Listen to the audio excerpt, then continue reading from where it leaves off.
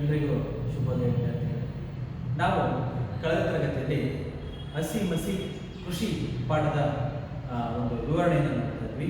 ಅದರಲ್ಲಿ ಹಸಿ ಮತ್ತು ಮಸಿ ಎಂಬ ಎರಡು ಅಂಶಗಳ ಬಗ್ಗೆ ನಾವು ವಿವರಣೆಯನ್ನು ತೆಗೆದುಕೊಂಡಿದ್ವಿ. ಕೊಟ್ಟಿದ್ದೆ. ಈಗ ಮತ್ತೊಂದು ಪ್ರಮುಖವಾದ ಪ್ರಧಾನವಾದ ಅಂಶ ಅಂದರೆ ಹಸಿ ಮಸಿಗಿಂತಲೂ ಇನ್ನೂ ಹೆಚ್ಚಿನ ಸ್ವಲ್ಪ ಪ್ರಾಧಾನ್ಯತೆಯನ್ನು ಹೊಂದಿರತಕ್ಕಂಥ ಮತ್ತೊಂದು ಅಂಶ ಅಂತಂದರೆ ಅದು ಕೃಷಿ ಅಂತಕ್ಕಂಥದ್ದು. ಯಾಕೆ ಕೃಷಿ ಅಷ್ಟೊಂದು ಪ್ರಾಧಾನ್ಯ ನಿಮಗೆ ಗೊತ್ತಿರಬೇಕು. ಯಾಕೆಂದ್ರೆ ಕೃಷಿಯಿಂದ ನಾವು ಜೀವನ ಮಾಡಲಿಕ್ಕೆ ಸಾಧ್ಯ ಇಲ್ಲ ಅಲ್ವಾ. ಕೃಷಿಯಿಂದ ಬಂದಿರತಕ್ಕಂಥ ಬೆಳೆಗಳಿಂದ ನಾವು ಆಹಾರನ ತಯಾರು ಮಾಡ್ಕೊಳ್ತೀವಿ ಅಲ್ವಾ. ಹಾಗಾಗಿ ಕೃಷಿ ತುಂಬಾ ಪ್ರಾಧಾನ್ಯತೆಯನ್ನು ಹೊಂದಿದೆ.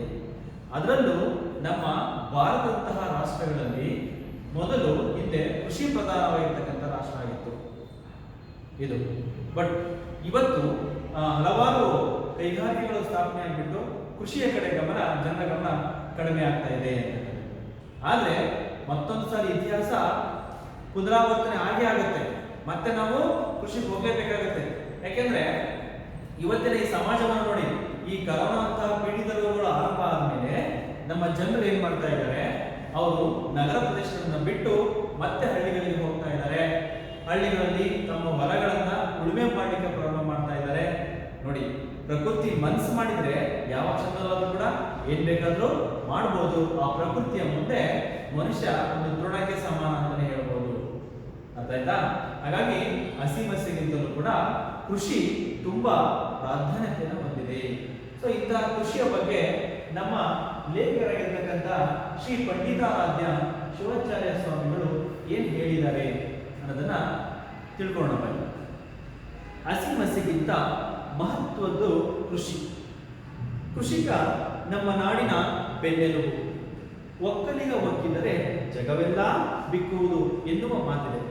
ಅಂದರೆ ಕೃಷಿಕರೇನಾದರೂ ಸತ್ಯಾಗ್ರಹ ಮಾಡಿ 1 ವರ್ಷ ನಾವು ಭೂಮಿಯನ್ನು ಉಳುವುದಿಲ್ಲ, ಯಾವ ಬೆಳೆಯನ್ನು ತೆಗೆಯುವುದಿಲ್ಲ ಎನ್ನುವ ತೀರ್ಮಾನ ಮಾಡಿದರೆ ಗತಿಯೇನು? ಆಹಾರವಿಲ್ಲದೆ ಬರೀ ವೈಜ್ಞಾನಿಕ ಬೆಳವಣಿಗೆಯಿಂದ ಬದುಕಲು ಸಾಧ್ಯವೇ? ನಾವು ಯಾವ ಕಾರ್ಖಾನೆಯಿಂದಲೂ ಟೊಮೆಟೊ ತಯಾರಿಸಲು, ಅಕ್ಕಿ ಪಡೆಯಲು, ರಾಗಿ ಬೆಳೆಯಲು ಸಾಧ್ಯವಿಲ್ಲ. ಇವಕ್ಕೆಲ್ಲ ಭೂಮಿಯೇ ಬೇಕು. ರೈತರ ಬೆವರು ಭೂಮಿಗೆ ಸುರಿಯಬೇಕು. ಹಾಗಾಗಿ ಸರ್ವಜ್ಞ ಕೋಟಿ ವಿದ್ಯೆಗಳಲ್ಲಿ ಮೇಟಿ ವಿದ್ಯೆಯೇ ಮೇಲು ಎಂದು ಹೇಳಿದ್ದಾನೆ. ಮೇಟಿಯ ರಾಟೆ ನಡೆದುದಲ್ಲದೆ ದೇಶದಾಟವೇ ಕೆಡಗು ಎಂದಿರುವುದು ಕೂಡ ಗಮನಾರ್ಹ. ಇಲ್ಲಿ ಹಸಿ ಮಸಿಗಿಂತಲೂ ಕೂಡ ಪ್ರಧಾನವಾಗಿರ್ತಕ್ಕಂಥದ್ದು ಕೃಷಿ.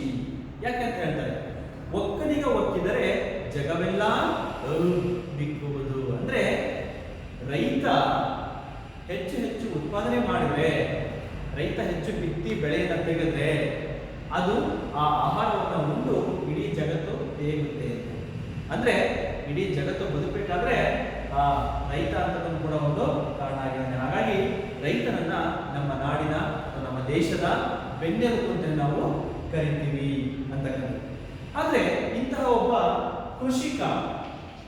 ಕೃಷಿಕ ಏನಾದರೂ ಮನಸ್ಸು ಮಾಡಿ ಅವನು ಸತ್ಯಾಗ್ರಹ ಮಾಡಿದೆ, 1 ವರ್ಷ ಯಾವುದೇ ಬೆಳೆಯನ್ನು ನಾನು ಬೆಳೆಯೋದಿಲ್ಲ ಅಂತ ತೀರ್ಮಾನ ಮಾಡಿದ್ರೆ ನಮ್ಮ ನಿಮ್ಮಗಳ ಪರಿಸ್ಥಿತಿ ಏನಾಗಬಹುದು ಯೋಚನೆ ಮಾಡಿ. 1 ವರ್ಷ ಏನಾದರೂ ನಾನು ಯಾವುದೇ ಬೆಳೆಯನ್ನ ಬೆಳೆಯಲ್ಲ ಅಂತ ಹೇಳಿ ಅವನು ಸತ್ಯಾಗ್ರಹ ಮಾಡಿದ್ರೆ ನಮ್ಮ ಪರಿಸ್ಥಿತಿ ಅಧೋಗತಿಗೆ ಹೋಗುತ್ತೆ. ಏನ್ ತಿನ್ಬೇಕು ನಾವು ಹೊಟ್ಟೆಗೆ? ಆಹಾರವಿದೆ ಅಲ್ವಾ.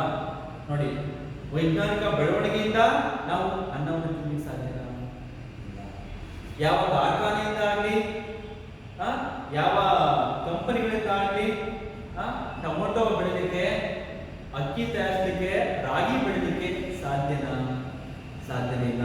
ನೋಡಿ, ಅಂತ ಹೇಳಿದ್ರೆ ಬರೀ ವೈಜ್ಞಾನಿಕ ಬೆಳವಣಿಗೆಯಿಂದ ಬದುಕಲಿಕ್ಕೆ ಸಾಧ್ಯ ಇಲ್ಲ. ಯಾವ ಕಾರ್ಖಾನೆಯಿಂದಲೂ ಕೂಡ ಟೊಮೊಟೊ ಉತ್ಪಾದಿಸಲು ಸಾಧ್ಯವಿಲ್ಲ, ಅಕ್ಕಿಯನ್ನು ಬೆಳೆಯಲು ಸಾಧ್ಯ ಇಲ್ಲ, ರಾಗಿಯನ್ನು ತಯಾರಿಸಲು ಸಾಧ್ಯವಿಲ್ಲ. ಅದಕ್ಕೆ ಭೂಮಿನೇ ಬೇಕು. ಯಾವುದೇ ಕಾರ್ಖಾನೆಗಳಲ್ಲಿ ಆ ಒಂದು ಬೆಳೆಗಳನ್ನು ಬೆಳೆಯಲಿಕ್ಕೆ ಸಾಧ್ಯ ಇಲ್ಲ. ಅದಕ್ಕೆ ಭೂಮಿ ಬೇಕು. ಆ ಭೂಮಿಯಲ್ಲಿ ಬೆಳೀತಕ್ಕಂಥವ್ರು ಯಾರು? ರೈತ. ಆ ರೈತನ ಬೆವರು ಸುರಿದು ಅದು ಅನ್ನವಾಗಿ ನಮಗೆ ಸಿಗಬೇಕು. ಹಾಗಾಗಿ ಸರ್ವಜ್ಞ ಕವಿ ಇರ್ತಕ್ಕಂಥವನು ಈ ರೈತರ ಬಗ್ಗೆ ಏನಂತ ಹೇಳಿದನಪ್ಪ ಅಂದ್ರೆ, ಕೋಟಿ ವಿದ್ಯೆಗಳಲ್ಲಿ ಮೇಟಿ ವಿದ್ಯೆಯೇ ಮೇಲು. ಈ ವ್ಯವಸಾಯದ ಬಗ್ಗೆ ಏನು ಹೇಳಿದ್ರೆ ಕೋಟಿ, ಇದಕ್ಕೆಲ್ಲ ಕಾರಣ ಸರ್ವಜ್ಞ ಹೇಳಿದ ಪ್ರಕಾರ ಕೋಟಿ ವಿದ್ಯೆಗಳಲ್ಲಿ ಮೇಟಿ ವಿದ್ಯೆಯ ಮೇಲು, ಮೇಟಿಯ ರಾಟ ನಡೆದುದಲ್ಲದೆ ದೇಶದಾಟವೇ ಕಡಿದು. ಅಂದ್ರೆ ಎಷ್ಟೇ ವಿದ್ಯೆಗಳನ್ನು ನೀನು ಕಲ್ತಿರೋ, ಆಯ್ತಾ, ಎಷ್ಟೇ ಜ್ಞಾನವನ್ನಾದ್ರೂ ಸಂಪಾದಿಸಿರೋ, ಆದ್ರೆ ಅವೆಲ್ಲಕ್ಕಿಂತನೂ ಕೂಡ ದೊಡ್ಡ ವಿದ್ಯೆ ಅಂತಂದ್ರೆ ಕೃಷಿ. ಕೃಷಿ ಮಾಡೋದಕ್ಕೆ ಜ್ಞಾನ ಇರಬೇಕು, ಅದೇ ಒಂದು ದೊಡ್ಡ ವಿದ್ಯೆ. ಯಾಕೆಂದ್ರೆ ಎಲ್ಲರನ್ನೂ ಕೂಡ ಬದುಕಿಸ್ತಕ್ಕಂಥದ್ದು ಅದು. ಅರ್ಥ ಆಯ್ತಾ? ಉದಾಹರಣೆಗೆ ಒಂದು ಸರಳವಾಗಿ ಹೇಳ್ಬೇಕಪ್ಪ ಅಂತಂದ್ರೆ, ಒಬ್ಬ ಅಂಬಿಗ ದೋಣಿಯನ್ನು ನಡೆಸ್ತಾ ಇರ್ತಕ್ಕಂಥ ಒಬ್ಬ ಅಂಬಿಗ ದೋಣಿಯನ್ನು ಹೀಗೆ ನಡೆಸ್ತಾ ಇರ್ತಾನೆ. ಪ್ರತಿದಿನ ಅವನ ಜೀವನ ಸಾಗ್ತಾ ಇರುತ್ತೆ ಆ ದೋಣಿ ನಡೆಸುವಿಕೆಯಿಂದ. ಆಗ ಒಬ್ಬ ಪಂಡಿತ ಬರ್ತಾನೆ. ಅವನು ಹೊಳೆಯ ದಡವನ್ನು ದಾಟಬೇಕಾಗಿರುತ್ತೆ. ಆಗ ಅವನು ಕೇಳ್ತಾನೆ, ನಾನು ಈ ದಡದಿಂದ ದಡದ ದಾಟಿಸ್ತೇನಪ್ಪ ಅಂತ. ಆಯ್ತು ಬನ್ನಿ ಕೂತ್ಕೊಳ್ಳಿ ಅಂತೇಳಿ ಅವನಿಗೆ ಕೂರಿಸ್ಕೊಂಡು ಅವನನ್ನು ಕರ್ಕೊಂಡು ಹೋಗ್ತಾ ಇರ್ತಾನೆ. ಹೊಳೆಯ ಮಧ್ಯದಲ್ಲಿ ಹೋಗ್ತಾ ಇರ್ಬೇಕಾದ್ರೆ ಇಬ್ಬರಿಗೂ ಮಾತುಕತೆ ನಡೀತಾ ಇರುತ್ತೆ. ಯಾವ ವಿಚಾರವಾಗಿ? ನೋಡು, ನಾನು ಎಂತ ಪಂಡಿತ ಆಗಿದ್ದೀನಿ ಗೊತ್ತಾ, ಸಾಕಷ್ಟು ಕಡೆ ನನಗೆ ಸನ್ಮಾನಗಳನ್ನು ಮಾಡಿದ್ರು, ಬಿರುದುಗಳನ್ನು ಕೊಟ್ಟಿದ್ದಾರೆ, ನಾನೊಬ್ಬ ಪಂಡಿತ, ಮೇಧಾವಿ. ನೀನೇನ್ ಮಾಡಿದ್ಯಾ? ಯಾಕೆ ದೋಣಿ ಇಟ್ಕೊಂಡು ನಡೆಸ್ತಾ ಇದೆಯಾ? ಇದು ನೀನ್ ಸಾಧ್ಯನಾ ಅಂತ ಹೇಳಿ ಅವನಿಗೆ ಹಂತ ಹಂತವಾಗಿ ಚುಚ್ಚೋ ರೀತಿ ಮಾತಾಡ್ತಾ ಇರ್ತಾರೆ. ಸ್ವಾಮಿ, ನನಗೆ ಇದರಲ್ಲೇ ತುಂಬಾ ತೃಪ್ತಿ ಇದೆ, 4 ಜನರನ್ನ 6ರಿಂದ 5 ದಾಟಿಸಿ ಅವರನ್ನ ಸುರಕ್ಷಿತವಾಗಿ ಬಿಡ್ತೀನಿ, ಇದರಲ್ಲಿ ತೃಪ್ತಿ ಇದೆ, ನನ್ನ ಜೀವನ ನಡೆಯುತ್ತೆ, ನನಗೆ ಇಷ್ಟು ಸಾಕು ಅಂತ ಅವನು ಹೇಳ್ತಾ ಇರ್ತಾನೆ. ಆದ್ರೆ ಈ ಮೇಧಾವಿ ಪಂಡಿತ ಅಂತ ಏನ್ ಮಾಡ್ತಾನೆ, ಮತ್ತೆ ಮತ್ತೆ ತನ್ನ ಚುಚ್ಚು ಮಾತುಗಳನ್ನು ಅವನು ಚುಚ್ತಾ ಇರ್ತಾನೆ. ಕೊನೆಗೆ ಏನಾಯ್ತು, ಒಂದು ಹೊಳೆಯ ಮಧ್ಯ ಸಾಕ್ತಾ ಇರ್ಬೇಕಾದ್ರೆ ಜೋರಾಗಿರ್ತಕ್ಕಂಥ ಬಿರುಗಾಳಿ ಬಂತು. ಸೊ ಹೀಗೆ ಬರ್ತಾ ಇರ್ಬೇಕಾದ್ರೆ ಆ ತೆಪ್ಪ ಅಥವಾ ದೋಣಿ ಇರ್ತಕ್ಕಂಥ ಏನಾಯಿತು, ಅದು ಏನೋ ಕಂಪನಗೊಳ್ಳಲಿಕ್ಕೆ ಶುರುವಾಯಿತು, ಅಲ್ಲಾಡಲಿಕ್ಕೆ ಶುರುವಾಯಿತು. ಆಗ ಹೀಗೆ ಅಲ್ಲಾಡ್ತಾ ಏನಾಯಿತು, ಆ ಒಂದು ದೋಣಿ ಅಥವಾ ಒಂದು ತೆಪ್ಪ ಮಗುಚ್ಕೊಂಡ್ಬಿಡ್ತು. ಮಗುಚ್ಕೊಂಡಾಗ ಅವನೇನ್ ಮಾಡ್ದ, ಅಂಬಿಗ ಅವನು ಈಜ್ಲಿಕ್ಕೆ ಬರ್ತಾ ಇತ್ತು, ಅವನು ಈಜೋದಕ್ಕೆ ಶುರು ಮಾಡ್ದ ಹೊಳೆಯಲ್ಲಿ. ಆದ್ರೆ ಇವನು ಪಂಡಿತ ಅನ್ಸ್ಕೊಂಡಿರೋನು, ಇವನಿಗೆ ಪುಸ್ತಕ ಜ್ಞಾನ ಹೆಚ್ಚಾಗಿತ್ತಲ್ವಾ, ಹಾಗಾಗಿ ಈಜೋದನ್ನ ಕಲ್ತಿರಲಿಲ್ಲ, ಈಜೋಕ್ ಬರ್ತಾ ಇದ್ದ. ಸೊ ಏನ್ ಮಾಡ್ಬೇಕಾಯ್ತು, ನೀರು ಕುಡಿಯೋದಕ್ಕೆ ಶುರು ಮಾಡ್ದ. ಎದ್ದು ಕಾಪಾಡಿ ಕಾಪಾಡಿ ಅಂತ ಶುರು ಮಾಡಿದ. ಆಗ ಅಂಬಿಗನ್ ಬೇಡ್ದ, ಅಯ್ಯೋ ನನ್ನನ್ನು ದಡಪ್ಪ ಕಾಪಾಡಪ್ಪ ನನ್ನ ಅಂತ ಹೇಳ್ದ. ಆಗ ಅಂಬಿಗ ಹೇಳ್ತಾನೆ, ನೋಡಿ ಸ್ವಾಮಿ, ನನಗೆ ಯಾವ ಜ್ಞಾನವೂ ಇಲ್ಲ, ನನಗೆ ಯಾವ ವಿದ್ವತ್ತೂ ಇಲ್ಲ, ಯಾವ ವಿದ್ಯೆನೂ ಗೊತ್ತಿಲ್ಲ. ನನಗೆ ಗೊತ್ತಿರೋದಂತೆ ಇಲ್ಲಿಂದ ಹೇಗೆ ತಪ್ಪಿಸೋಬೇಕು ಅಂತ ನನಗೆ ಗೊತ್ತು, ಹೇಗೆ ರಕ್ಷಣೆ ಪಡ್ಕೋಬೇಕು ಅಂತ ಗೊತ್ತು, ಈಜು ಕಲ್ತಿದ್ದೀನಿ. ಆಯ್ತಾ? ನಿಮಗೆಲ್ಲ ನೀವು ಪ್ರಜ್ಞಾವಂತರಲ್ವಾ, ಮೇಧಾವಿಗಳಲ್ವಾ, ನೀವು ಆ ಮೇಧಾವಿತರ ಜ್ಞಾನ ಇಟ್ಕೊಂಡು ಬನ್ನಿ ದಡಕ್ಕೆ ಹೇಗಾದ್ರೂ ಮಾಡಿ ಅಂತ ಹೇಳ್ತಾನೆ. ಆದ್ರೆ ಹೇಗೆ ಸಾಧ್ಯ? ನಿಮಗೆ ಈಜೇ ಗೊತ್ತಿಲ್ಲ ಪಂಡಿತನಿಗೆ, ಬರೀ ಪುಸ್ತಕದ ಜ್ಞಾನ ಮಾತಾಡ್ತೀನಿ ಅಂತ. ಸೊ ಆಗ ಮತ್ತೆ ಅವನೇ ಕೈಕರು ಅಂತ ಹೋಗ್ಬಿಟ್ಟು ಅಂಬಿಗ ಬಂದು ಕರ್ಕೊಂಡು ಹೋಗಿ ಅವನ ದಡಕ್ಕೆ ಮುಗಿಸ್ತಾನೆ. ಅವಾಗ ಹೇಳ್ತಾನೆ, ಯಾವುದೇ ವಿದ್ಯೆ ಇಲ್ಲಪ್ಪ, ಜೀವರಕ್ಷಣೆಗಿಂತ ದೊಡ್ಡ ವಿದ್ಯೆ ಯಾವುದು ಸಿಗಲ್ಲ. ಹಾಗೆ ನಮ್ಮ ಜೀವನಕ್ಕೆ ಬೇಕಾಗಿರ್ತಕ್ಕಂಥದ್ದು ಕೃಷಿ ಅಲ್ವಾ? ಈ ಕೃಷಿಗಿಂತ ದೊಡ್ಡ ವಿದ್ಯೆ ಯಾವುದಿಲ್ಲ ಅಂತ ಹೇಳಿ ಸರ್ವಜ್ಞ ಹೇಳ್ತಾನೆ.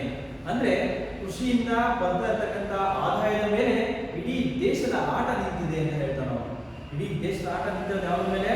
ಯಾವುದೋ ಇಂಡಸ್ಟ್ರಿಗಳ ಮೇಲೆ, ಯಾವುದೋ ಕಾರ್ಖಾನೆಗಳ ಮೇಲೆ ಅಲ್ಲ. ಇಡೀ ದೇಶದ ಆಟ ನಿಂತಿರೋದು ನಮ್ಮ ಕೃಷಿ ಮೇಲೆ. ಅದಕ್ಕೆ ಹೇಳ್ತಾರೆ, ರೈತರು ಏನಾದರೂ ಮನಸ್ಸು ಮಾಡಿ ಬೆಳಿಬಾರ್ದು ಅಂತ ಡಿಸೈಡ್ ಮಾಡ್ತಾರೆ, ತೀರ್ಮಾನ ಮಾಡಿದ್ರೆ ಯಾರಿಂದಲೂ ಕೂಡ ನಾವು ಯಾವುದೇ ಕಡೆಯಿಂದಲೂ ಕೂಡ ನಾವು ಅದರ ಒಂದು ಬೆಳೆಗಳನ್ನ ತರಿಸಲಿಕ್ಕೆ ಸಾಧ್ಯ ಇಲ್ಲ ಅಂತ ಹೇಳ್ತಾರೆ. ಹಾಗಾಗಿ ಸರ್ವಜ್ಞ ಕವಿ ಕೋಟಿ ವಿದ್ಯೆಗಳಲ್ಲೇ ಮೇಟಿ ವಿದ್ಯೆ ನೀರು ಅಂತ ಹೇಳ್ಬಿಟ್ಟು ಹೇಳಿದ್ದಾನೆ. ಮತ್ತೆ ಆ ವ್ಯವಸಾಯ ಇಲ್ಲದಿದ್ದರೆ ದೇಶದ ಆಟವೇ ನಡೆಯುವುದು. ಆದರೆ ಇಂದು ಇಂತಹ ಕೃಷಿಕರ ಗತಿ ಏನಾಗಿದೆ? ಅವರು ಒಂದೆಡೆ ನಿಸರ್ಗದ ಜೊತೆ ಸೆಣಸಬೇಕು. ಸಕಾಲಕ್ಕೆ ಸರಿಯಾಗಿ ಮಳೆ ಬರುವುದಿಲ್ಲ, ಉತ್ತಮ ಬೀಜ ಸಿಗುವುದಿಲ್ಲ, ಭೂಮಿ ಬರಡಾಗುತ್ತಿದೆ, ಕ್ರಿಮಿಕೀಟಗಳ ಹಾವಳಿಯಿಂದ ಬೆಳೆಗೆ ವಿವಿಧ ರೀತಿಯ ರೋಗಗಳು ತಗುಲಿ ಬೇಸಾಯವೇ ಬೇಡ ಎನ್ನುವ ಪರಿಸ್ಥಿತಿ ನಿರ್ಮಾಣವಾಗುತ್ತಿದೆ. ಮತ್ತೊಂದು ಕಡೆ ತಾನು ಬೆಳೆದ ಬೆಳೆಗೆ ಸರಿಯಾದ ಬೆಲೆ ಸಿಗದೆ ವ್ಯವಸ್ಥೆಯ ವಿರುದ್ಧವೂ ಹೋರಾಟ ನಡೆಯಬೇಕಾಗಿದೆ. ಸೊ ಇಷ್ಟೆಲ್ಲ ನಾವು ರೈತರನ್ನು ಹೊಗಳ್ತಾ ಇದ್ದೀವಿ. ಏನು ರೈತ ನಮ್ಮ ದೇಶದ ಬೆನ್ನೆಲುಬು, ಕೃಷಿಕರಿಂದ ನಾವೇನು ಮಾಡಲಿಕ್ಕೆ ಸಾಧ್ಯ ಇಲ್ಲ, ಹೀಗೆಲ್ಲ ಅವನನ್ನು ನಾವು ಹೊಗಳ್ತಾ ಬಂದಿದ್ದೀವಿ. ನಮ್ಮ ಅನ್ನದಾತ ಹೀಗೆಲ್ಲ ಹೊರತಪ್ಪು. ಆದ್ರೆ ಅಂತಹ ಕೃಷಿಕನ ಅನ್ನದಾತನ ಪರಿಸ್ಥಿತಿ ಇವತ್ತು ಏನಾಗಿದೆ? ತುಂಬಾ ಚಿಂತಾಜನಕವಾಗಿರ್ತಕ್ಕಂಥ ಪರಿಸ್ಥಿತಿ. ಅವನನ್ನ ಯಾರು ಕೂಡ ಪರಿಣಾಮಕಾರಿಯಾಗಿ ತೆಗೆದುಕೊಳ್ತಕ್ಕಂಥವರೇ ಇಲ್ಲ, ಅವನನ್ನು ಯಾರು ಕೂಡ ಗಂಭೀರವಾಗಿ ತೆಗೆದುಕೊಳ್ತಕ್ಕಂಥವರೇ ಇಲ್ಲ. ನಿರ್ಲಕ್ಷ್ಯಕ್ಕೆ ಒಳಗಾಗಿದ್ದಾನೆ. ಯಾಕೆಂದ್ರೆ ಅವನು ಹಲವಾರು ಸಮಸ್ಯೆಗಳನ್ನು ಎದುರಿಸ್ತಾ ಇದ್ದಾನೆ. ಏನಂತಹ ಮಹಾ ಸಮಸ್ಯೆಗಳು ಎದುರಿಸ್ತಾ ಇದ್ದಾನೆ ಸರ್ ಅಂತ ನೀವು ಕೇಳೋದಾದ್ರೆ, ಅವನು ತುಂಬಾನೇ ಸಮಸ್ಯೆಗಳನ್ನು ಎದುರಿಸ್ತಾ ಇದ್ದಾನೆ. ನೋಡಿ, ಸಕಾಲಕ್ಕೆ ಸರಿಯಾಗಿ ಮಳೆ ಬರುತ್ತೆ, ಬಿತ್ತನೆಗೆ ಎಲ್ಲ ವ್ಯವಸ್ಥೆ ಮಾಡ್ಕೊಂಡಿರ್ತಾನೆ, ಸಮಯಕ್ಕೆ ಸರಿಯಾಗಿ ಮಳೆ ಬರುತ್ತೆ. ಅವಾಗ ಏನ್ ಮಾಡ್ಬೇಕು? ಅವನು ಮಳೆಗಳನ್ನು ನೋಡ್ಬಿಟ್ಟು ಅವನು ಬೆಳೆಯನ್ನು ಬೆಳಿಬೇಕು ಅಲ್ವಾ? ಅದು ಬರುತ್ತೆ. ಹೋಗಿ ಮತ್ತೊಂದು ಕಡೆ ಏನಪ್ಪಾ ಅಂದ್ರೆ, ಉತ್ತಮ ಗುಣಮಟ್ಟದ ಬೀಜಗಳ ಕೊರತೆ ಇದೆ. ರೈತರಿಗೆ ಉತ್ತಮ ಗುಣಮಟ್ಟದ ಬೀಜಗಳು ಸಿಗ್ತಾ ಇಲ್ಲ. ಯಾವ್ಯಾವ ರೀತಿಯೋ ಕಡಿಮೆ ಗುಣಮಟ್ಟದ ಸೀಡ್ಸ್ಗಳು ಅಥವಾ ಬೀಜಗಳು ಸಿಕ್ಕಾಗ ಅವುಗಳಿಂದ ಬೆಳೆದಿರ್ತಕ್ಕಂಥ ಬೆಳೆ ಏನಾಗುತ್ತೆ, ಅವು ರೋಗ ರುಜಿನಗಳಿಗೆ ತುತ್ತಾಗ್ತವೆ, ಬೆಳೆ ಹಾಳಾಗಿ ಹೋಗುತ್ತೆ. ಹಾಗೆ ನಿಸರ್ಗದ ಜೊತೆಗೆ ಒಂದು ರೀತಿ ಶ್ರಮಿಸಬೇಕು. ಒಂದು ಮಳೆ ಹೆಚ್ಚಾಗಿ ಬರ್ಬೋದು, ಮತ್ತೊಂದು ಮಳೆ ಕಡಿಮೆ ಬರ್ಬೋದು, ಇಲ್ಲ ಮಳೆ ಬರ್ದೇನೆ ಇರ್ಬೋದು. ಇದು ಒಂದು ರೀತಿಯಲ್ಲಿ ಅವನು ನಿಸರ್ಗದ ಜೊತೆ ಹೋರಾಟವನ್ನು ಮಾಡ್ತಾ ಇದ್ದಾನೆ. ಉತ್ತಮ ಬೀಜಗಳ ಕೊರತೆ ಇದೆ ಅವನಿಗೆ. ಅಷ್ಟೇ ಅಲ್ಲ, ಬೆಳೆಗಳಿಗೆ ಬಂದಿರತಕ್ಕಂಥ ರೋಗ ರುಜಿನಗಳನ್ನ ಸರಿಪಡಿಸಲಿಕ್ಕೆ ಒಂದು ವ್ಯವಸ್ಥಿತವಾಗಿರ್ತಕ್ಕಂತಹ ಬೀಜೋತ್ಪನ್ನಗಳ ತಯಾರಿಕೆಯನ್ನು ಕೂಡ ಇಲ್ಲಿ ಸಿಗ್ತಾ ಇಲ್ಲ. ರೈತರ ಸಮಸ್ಯೆಗಳನ್ನ ನಾವು ಗಮನಿಸ್ತಾ ಹೋದ್ರೆ ಬರೀ ಸಮಸ್ಯೆಗಳೇ ಬರ್ತಾ ಹೋಗ್ತದೆ ಹೊರತು ಉತ್ತರಗಳಂತೂ ಸಿಗ್ತಾನೆ ಇಲ್ಲ. ಮತ್ತೆ ಕ್ರಿಮಿಕೀಟಗಳ ಹಾವಳಿಯಿಂದ ಬೆಳೆ ನಾಶ ಆಗ್ತಾ ಇದೆ, ರೋಗ ರುಜಿನಗಳು ತಗುಲ್ತಾ ಇದ್ದಾವೆ. ಇಷ್ಟೆಲ್ಲಗಳ ಮಧ್ಯೆನೂ ಕೂಡ ಮತ್ತೊಂದು ಪ್ರಮುಖವಾದ ಸಮಸ್ಯೆ ಯಾವ್ದಪ್ಪ ಅಂದ್ರೆ, ರೈತ ಅನುಭವಿಸ್ತಾ ಇರ್ತಕ್ಕಂಥದ್ದು, ಅವನಿಗೆ ಬೆಳೆದಿರ್ತಕ್ಕಂತಹ ಬೆಳೆಗೆ ಸರಿಯಾದ ಬೆಲೆ, ಯೋಗ್ಯವಾದ ಬೆಲೆ ಸಿಗ್ತಾ ಇಲ್ಲ. ಸೊ ಇವೆಲ್ಲದಕ್ಕಿಂತ ಅವನಿಗೆ ತುಂಬಾ ಯೋಚನೆ ಬರ್ತಕ್ಕಂಥ, ಇಷ್ಟೆಲ್ಲ ಕಷ್ಟಪಟ್ಟು ಬೆಳೀತೀನಿ ನನ್ನ ಬೆಳೆನ, ಅದು ಹೋಗಿ ಮಾರುಕಟ್ಟೆಗೆ ತಲುಪುವ ವೇಳೆಗೆ ಸಾಕಷ್ಟು ಈ ಮಧ್ಯೆ ಬರ್ತಾ ಇರ್ತಕ್ಕಂತಹ ಕಮಿಷನ್ ಪಾರ್ಟಿಗಳ ಪಾಲಾಗ್ತಾ ಇದೆ, ಅಂದ್ರೆ ಏಜೆಂಟ್ಗಳ ಪಾಲಾಗ್ತಾ ಇದೆ. ಅಲ್ಲಿ ಹೋಗಿ ಅವನಿಗೆ ತೂಕದಲ್ಲೂ ಕೂಡ ಮೋಸ ಮಾಡ್ತಾರೆ, ಬಿತ್ತನೆ ಬೀಜಗಳಲ್ಲಿ ಮೋಸ ಮಾಡ್ತಾರೆ, ಅದನ್ನು ಬೆಳೆದಿರ್ತಕ್ಕಂಥ ಬೆಳೆಯನ್ನ ತೆಗೆದುಕೊಂಡು ಟ್ರಾನ್ಸ್ಫರ್ ಮಾಡ್ಬೇಕಂದ್ರೆ ಅವರು ಕೂಡ ಕೆಲವೊಂದು ಮೋಸಗಳು ನಡೀತವೆ. ಅಷ್ಟೇ ಅಲ್ಲ, ಅವನು ಬೆಳೆದಿರ್ತಕ್ಕಂಥ ಬೆಳೆ ಮಾರುಕಟ್ಟೆಗೆ ಸೇರ್ಪಡೆ ಆದ್ಮೇಲೆ ಅದಕ್ಕೆ ಒಂದು ನಿಗದಿತವಾಗಿರ್ತಕ್ಕಂಥ ಬೆಲೆಯನ್ನು ನಿರ್ಧರಿಸುವಲ್ಲೂ ಕೂಡ ಸರ್ಕಾರ ಮೋಸ ಮಾಡ್ತಾರೆ. ಹೀಗೆ ರೈತ ಹಂತವಾಗಿ ಅವನು ಮೋಸಕ್ಕೆ ಒಳಗಾಗ್ತಾ ಇದ್ದಾನೆ. ಸೊ ಇಂತಹ ಮೋಸಗಳು ನಡೆಯೋದ್ರಿಂದ ರೈತನ ಉದ್ಧಾರ ಏನು ಸಾಧ್ಯ? ನಾವು ಸಾಕಷ್ಟು ಕಡೆ ಹೇಳ್ತಾ ಹೋಗ್ತೀವಿ, ರೈತರು ಹಾಗಿದ್ದಾರೆ, ಹೀಗಿದ್ದಾರೆ, ಆ ಕಷ್ಟಪಡ್ತಾರೆ. ಹೇಳಿ ಏನು ಪ್ರಯೋಜನ? ನಡ್ಕೋಬೇಕಲ್ವಾ ನಾವು? ಆ ರೈತರ ಕಷ್ಟಗಳಿಗೆ ಸ್ಪಂದಿಸಬೇಕು. ಸರ್ಕಾರ ಆಗಿರ್ಬೋದು, ಸಾರ್ವಜನಿಕರಾಗಿರ್ಬೋದು, ಅಧಿಕಾರಿಗಳಾಗಿರ್ಬೋದು, ಯಾರೇ ಆಗಲಿ ರೈತರ ಕಷ್ಟಗಳಿಗೆ ಸ್ಪಂದಿಸತಕ್ಕಂಥವ್ರು ಆಗಬೇಕು. ಆಗಿದ್ದರೆ ಆ ರೈತನ ಉದ್ಧಾರ ಅಂತಕ್ಕಂಥದ್ದು ಸಾಧ್ಯ ಆಗುತ್ತೆ. ಸೊ ಈ ವಿಚಾರವಾಗಿ ಮತ್ತೆ ನಮ್ಮ ಕವಿಗಳು ಮುಂದುವರೆದು ಕೆಲವೊಂದು ವಿಚಾರಗಳನ್ನ ಪ್ರಸ್ತುತಪಡಿಸ್ತಾ ಇದ್ದಾರೆ. ನಮ್ಮ ದೇಶದ ರಾಜಕಾರಣಿಗಳು, ಅಧಿಕಾರಿಗಳು, ಬಂಡವಾಳಶಾಹಿಗಳು, ವ್ಯಾಪಾರಸ್ಥರು, ಸಾಹಿತಿಗಳು, ಸಂಶೋಧಕರು, ವಿಜ್ಞಾನಿಗಳು, ಹೀಗೆ ಪ್ರತಿಯೊಬ್ಬರು ಬದುಕುತ್ತಿರುವುದು ಕೃಷಿಕರನ್ನು ಅವಲಂಬಿಸಿಯೇ. ಆದರೆ ಅವರೆಲ್ಲರೂ ಕೃಷಿಕರನ್ನು ಉಪೇಕ್ಷೆ ಮಾಡುತ್ತಲೇ ಬಂದಿದ್ದಾರೆ. ಮೇಲಾಗಿ ಇವರಲ್ಲಿ ಬಹುತೇಕ ಜನರು ಬಂದಿರುವುದು ಕೃಷಿಕರ ಕುಟುಂಬಗಳಿಂದಲೇ. ಎಷ್ಟು ಚೆನ್ನಾಗಿದೆ! ರಾಜಕಾರಣಿ ಆಗಿರ್ಬೋದು, ಸಾಹಿತಿ ಆಗಿರ್ಬೋದು, ವಿಜ್ಞಾನಿ ಆಗಿರ್ಬೋದು, ವ್ಯಾಪಾರಸ್ಥ ಆಗಿರ್ಬೋದು, ಬಂಡವಾಳಶಾಹಿಗಳಾಗಿರ್ಬೋದು, ಇವರೆಲ್ಲರೂ ಕೂಡ ಅವಲಂಬಿಸಿರ್ತಕ್ಕಂಥದ್ದು ಯಾರನ್ನ ಗೊತ್ತಾ? ಕೃಷಿಕರನ್ನ, ರೈತರನ್ನ ಅವಲಂಬಿಸಲಾಗಲ್ಲ. ರೈತರಿಂದಲೇ ಅವರ ಜೀವನ ನಿಂತಿದೆ, ಜೀವನ ಕೂಡ ತೀರ್ಮಾನ ಆಗುತ್ತೆ.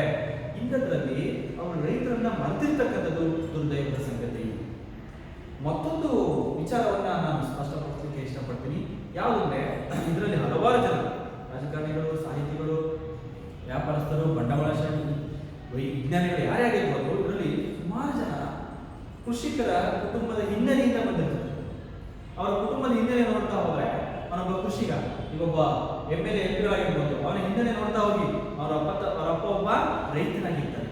ಆ ರೈತನ ಮಗನಾಗಿ ಅವನು ನಿಂತ್ಕೊಂಡು ಬಂದಿರ್ತಕ್ಕಂಥವನು ರೈತರ ಕಷ್ಟ ಸುಖಗಳ ಬಗ್ಗೆ ಗಮನ ಕೊಡದೇ ಇದ್ರೆ ಅವನು ಎಂತಹ ವ್ಯಕ್ತಿ ಆಗ್ತಾನೆ? ಯಾಕೆಂದ್ರೆ ಕೃಷಿಕರಿಂದಲೇ ನಮ್ಮ ಜೀವನ ಅಂತ ಹೇಳ್ತೀವಿ. ಮತ್ತೆ ನಮ್ಮ ಒಂದು ಮನೆತನದ ಹಿಂದಿನ ನಾವು ವಂಶವನ್ನು ನೋಡ್ತಾ ಹೋದಾಗ ಅದು ರೈತರ ಒಕ್ಕಲತನದಲ್ಲೇ ಬಂದಿರತಕ್ಕಂಥ ನಾವು ಹೇಳ್ತಾ ಹೋಗ್ತೀವಿ. ಇಷ್ಟೆಲ್ಲ ಇದ್ರೂ ಕೂಡ ರೈತರನ್ನ ಕಡೆಗಾಣಿಸಿರುವುದು ಒಂದು ಉದ್ವೇಷವಾಗಿರ್ತಕ್ಕಂಥ ಸಂಗತಿ ಆಗಿದೆ ಅಂತ ಹೇಳ್ತೀವಿ. ನಿಜ ಸಂಗತಿ ಹೇಳಬೇಕಂದ್ರೆ, ರೈತರಷ್ಟು ಕಷ್ಟಪಡುವವರು ಮತ್ತೊಬ್ಬರಿಲ್ಲ.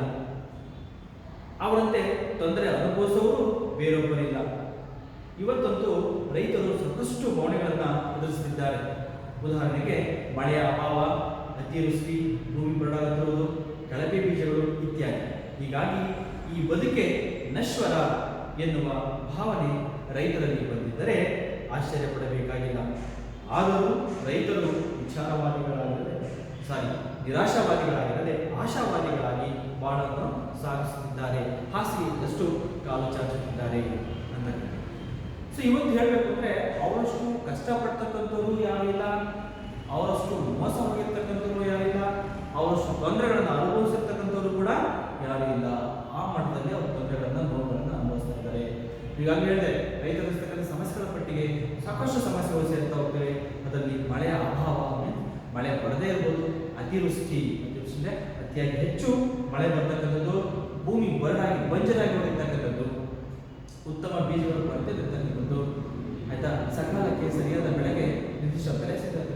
ಹೀಗೆ ಒಂದೆಲ್ಲ ಒಂದು ರೀತಿ ರೈತರ ಮನೆಗಳು ನೋಡಿ, ಅವನು ಒಬ್ಬನೇ ಕಷ್ಟಪಡಲ್ಲ, ಅವ್ರ ಮನೆ ಮಂದಿ ಎಲ್ಲ ಕಷ್ಟಪಡ್ತಾ ಇದ್ದಾರೆ. ರೈತರ ಮನೆ ಇಡೀ ಮನೆ ಮಂದಿ ಎಲ್ಲ ವ್ಯವಸಾಯದಲ್ಲಿ ಅವಲಂಬನೆಯಾಗಿರ್ತದೆ, ಅವರೆಲ್ಲರೂ ಕೂಡ ವ್ಯವಸಾಯಕ್ಕೆ ಒಳಗಾಗಿರ್ತಾರೆ ಅಲ್ವಾ. ಸೊ ಇಷ್ಟೆಲ್ಲ ಕಷ್ಟಪಟ್ಟರು ಕೂಡ ಕೊನೆಗೆ ಒಳ್ಳೆಯ ಪ್ರತಿಫಲ ಸಿಗಲ್ವಲ್ಲ ಅನ್ನೋದೇ ಒಂದು ನೋವಿನ ಸಂಗತಿಯಾಗಿದೆ. ಆದರೂ ಕೂಡ ರೈತ ನೋಡಿ, ಇಷ್ಟೆಲ್ಲ ಸಮಸ್ಯೆಗಳಾಗಿ ಸರ್ಕಾರ ಸರಿಯಾಗಿ ಬೆಲೆ ಕೊಡ್ತಿದ್ರು ಏನ್ ಮಾಡ್ತಾರೆ, ಹೋರಾಟ ಮಾಡ್ತಾ ಇದ್ದಾರೆ. ಜೊತೆಗೆ ಅವ್ರು ಬೆಳೆತಕ್ಕಂಥ ಬೆಳೆಗಳನ್ನ ರೋಡಿಗೆ ತಂದು ಹಾಕಿ ನಮ್ಮ ನೋವನ್ನು ಸರ್ಕಾರ ತೋಡ್ಕೊಳ್ತಾ ಇದ್ದಾರೆ. ಇಷ್ಟೆಲ್ಲ ಆದರೂ ಕೂಡ ಯಾವುದೇ ರೈತ ನಿರಾಶಾವಾದಿಯಾಗಿಲ್ಲ ಮತ್ತು ಆಶಾವಾದಿಯಾಗೇ ಇದ್ದಾನೆ. ಇಲ್ಲ, ಇಷ್ಟೆಲ್ಲ ನೋವುಗಳಿದ್ರೂ ಕೂಡ ಮತ್ತೆ ನಾನು ಬೆಳೆಯನ್ನು ಬೆಳಿತೀನಿ, ಇಡೀ ಜಗತ್ತಿಗೆ ಅನ್ನವನ್ನು ಕೊಡ್ತೀನಿ ಅಂತಲೇ ಹೇಳ್ತಾರೆ ಹೊರತು ಮೋಸವನ್ನು ಮಾಡಲ್ಲ. ಸೊ ಇಂತಹ ರೈತರ ಬಗ್ಗೆ ನಮ್ಮ ರಾಜಕಾರಣಿಗಳು ಸಾಕಷ್ಟು ಗಮನವನ್ನ ವಹಿಸಬೇಕು ಅಂತಕ್ಕಂಥದ್ದು. ಮತ್ತೆ ಮುಂದುವರೆದು ಹೇಳೋದಾದ್ರೆ, ರೈತರು ಯಾರಿಗೂ ಮೋಸ ವಂಚನೆ ಮಾಡುವವರಲ್ಲ. ನೋಡಿ ಎಷ್ಟು ಚೆನ್ನಾಗಿರುತ್ತೆ ಅಂದ್ರೆ, ಅವರು ಮೋಸ ವಂಚನೆಗೆ ಒಳಗಾಗ್ತಾ ಇದ್ದಾರೆ ಹೊರತು ಅವರು ಮೋಸ ವಂಚನೆ ಮಾಡುವವರಲ್ಲ. ಬದಲಾಗಿ ಎಲ್ಲರಿಂದಲೂ ಮೋಸ ವಂಚನೆಗೆ ಒಳಗಾಗುತ್ತಿದ್ದಾರೆ. ಇಂತಹ ಕೃಷಿಕರಿಗೆ ಬೇಕಾದ ಸತ್ವವನ್ನು ಸಾಹಿತ್ಯದ ಮೂಲಕವಾದರೂ ಅದನ್ನ ತಲುಪಿಸತಕ್ಕಂತಹ ಕೆಲಸವನ್ನ ಮಾಡಬೇಕು. ನಮ್ಮ ಸಾಹಿತಿಗಳು ಅವರಿಗೆ ಈ ರೀತಿ ಮಾಡಿ ಕೃತಜ್ಞರಾಗಬೇಕು. ಹೇಗೆಂದ್ರೆ, ನಮ್ಮ ರೈತರು ಯಾರಿಗೂ ಮೋಸ ವಂಚನೆ ಮಾಡೋಲ್ಲ, ಅವರೇ ಮೋಸ ವಂಚನೆಗೆ ಒಳಗಾಗಿದ್ದಾರೆ. ಅಷ್ಟೇ ಅಲ್ಲದೆ ನಮ್ಮ ಕೃಷಿಕರ ಬಗ್ಗೆ ಸಾಕಷ್ಟು ಲೇಖನಗಳನ್ನ, ಸಾಹಿತ್ಯಗಳನ್ನ ಬರೆದು ಜನರನ್ನ ಎಚ್ಚರಿಸಬೇಕು, ಸರ್ಕಾರವನ್ನ ಎಚ್ಚರಿಸಬೇಕು. ಹಾಗಿದ್ದಾಗ ಮಾತ್ರ ನಮ್ಮ ಕೃಷಿಕರ ಬದುಕು, ಅವರ ನೋವು ನಲಿವುಗಳು ಜನರಿಗೆ ಗೊತ್ತಾಗಿ ಆಗ ಸರ್ಕಾರ ಆಗಲಿ ಜನರಾಗಲಿ ಅವರಿಗೆ ಸ್ಪಂದಿಸ್ತಾರೆ. ಜೊತೆಗೆ ಅವರನ್ನ ಚೆನ್ನಾಗಿ ಕೂಡ ಅವ್ರ ಬಗ್ಗೆ ಅರ್ಥ ಮಾಡ್ಕೊಳ್ತಾರೆ. ಸೊ ಈ ನಿಟ್ಟಿನಲ್ಲಿ ನಾನು ಹೇಳೋದೇನಪ್ಪ ಅಂತಂದ್ರೆ, ಕೃಷಿ ನಮ್ಮ ದೇಶದಲ್ಲಿ ಒಂದು ಪ್ರಧಾನವಾಗಿರ್ತಕ್ಕಂತಹ ಕೆಲಸ ಆಗಿತ್ತು, ಕಸುಬಾಗಿತ್ತು. ಆದರೆ ಇತ್ತೀಚಿನ ದಿನಗಳಲ್ಲಿ ಅದರ ಬಗ್ಗೆ ಸಾಕಷ್ಟು ನಿರ್ಲಕ್ಷ್ಯವನ್ನು ತೋರ್ತಾ ಇದ್ದಾರೆ. ಇದಾಗಬಾರ್ದು. ಕೃಷಿಯ ಕಡೆ ಇನ್ನೂ ಹೆಚ್ಚಿನ ಗಮನವನ್ನು ಸರ್ಕಾರ ಆಗಲಿ ಸಾರ್ವಜನಿಕರಾಗಿ ತೋರಿಸಬೇಕು. ಹಾಗೆ ರೈತರ ಸಮಸ್ಯೆಗಳ ಕಡೆ ಸಾಕಷ್ಟು ಗಮನ ಹರಿಸಿ ಅವರ ಸಮಸ್ಯೆಗಳನ್ನ ಬಗೆಹರಿಸುವಲ್ಲಿ ಸರ್ಕಾರಗಳು ಯಶಸ್ವಿ ಆಗಬೇಕು ಅಂತೇಳಿ ಈ ಪಾಠದ ಮೂಲಕ ಈ ಶ್ರೀ ಪಂಡಿತಾರಾಧ್ಯ ಶಿವಾಚಾರ್ಯ ಸ್ವಾಮಿಗಳು ಎಲ್ಲರ ಗಮನಕ್ಕೆ, ಓದುಗರ ಗಮನಕ್ಕೆ, ಹೆಚ್ಚಿನ ರೀತಿಯಲ್ಲಿ ವಿದ್ಯಾರ್ಥಿಗಳಿದ್ದೀರ, ನೀವು ಕೂಡ ಕೃಷಿಕರ ಕುಟುಂಬದ ಹಿನ್ನೆಲೆಯಿಂದ ಬಂದಿರತಕ್ಕಂಥವ್ರು, ನೀವು ಅರ್ಥ ಮಾಡ್ಕೊಳ್ಳಿ ರೈತರ ಕಷ್ಟ ಏನಿದೆ ಇದನ್ನು, ಅವರ ಕಷ್ಟಗಳಿಗೆ ಸ್ಪಂದಿಸ್ತಕ್ಕಂಥದ್ದನ್ನ ಮಾಡಿ. ಮುಂದೆ ನಿಮ್ಮಲ್ಲಿ ಯಾರಾದರೂ ಕೂಡ ವಿಜ್ಞಾನಿಗಳಾಗಿರ್ಬೋದು, ಸಾಹಿತಿಗಳಾಗ್ಬೋದು, ಅಥವಾ ಶಾಸಕರುಗಳಾಗ್ಬೋದು ಅಲ್ವಾ. ಸೊ ಹಾಗಾಗಿ ಆ ಟೈಮಲ್ಲಾದ್ರೂ ಕೂಡ ನೀವು ಯೋಚನೆ ಮಾಡಿ ರೈತರ ಕಷ್ಟ ಸುಖನ ಅರ್ಥ ಮಾಡ್ಕೊಳ್ಳಿ, ಅವರಿಗೆ ಒಳ್ಳೆಯ ನಿರ್ಧಾರಗಳನ್ನು ತೆಗೆದುಕೊಂಡು ಅವ್ರ ಬಗ್ಗೆ ಒಳ್ಳೆಯ ಫಲಿತಾಂಶವನ್ನು ಕೊಡಿ. ಯಾಕೆಂದ್ರೆ ದೇಶದ ಬೆನ್ನೆಲುಬು ರೈತ, ಅವನು ಚೆನ್ನಾಗಿದ್ರೆ ನಾವೆಲ್ಲರೂ ಕೂಡ ಚೆನ್ನಾಗಿರ್ತೀವಿ ಅಂತ ಹೇಳಿ ಈ ಪಾಠವನ್ನ ಇವತ್ತು ನಾನು ಮುಗಿಸ್ತಾ ಇದ್ದೀನಿ. ಎಲ್ಲರಿಗೂ ಕೂಡ ನಾನು ಧನ್ಯವಾದಗಳನ್ನ ಹೇಳ್ತಾ ಇದ್ದೀನಿ. Thank you.